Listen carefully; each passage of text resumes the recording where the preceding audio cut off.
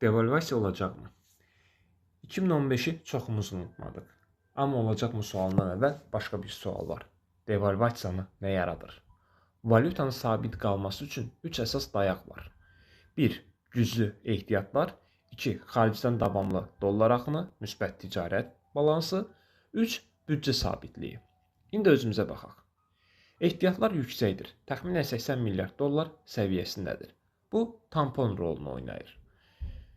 Büdcə nominal olaraq sabit görünür. Amma bu sabitlik neft gəlirlərinə söykənir. Yəni dayaqlar şaxələnməyib.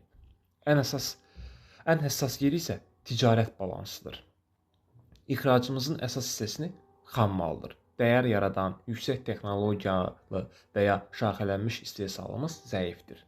Nə qədər ki neft yüksək qiymətdir, ciddi bir təzyiq yoxdur. Ancaq neft 50 dollar civarına düşər və uzun müddət orada qalarsa, struktur təzyiq yaradacaq. Çünki biz dünyaya neftdən başqa sistemli şəkildə dollar qazandıra məhsul sata bilmirik. 2015-də panika yox idi, struktur asılılıq var idi. Sual devalvasiya olacaqmı deyil, sual budur, struktur dəyişibmi? Əgər iqtisadiyyat eyni asılılıq üzərində qalırsa, risk hər zaman masadadır. Siz necə düşünürsünüz?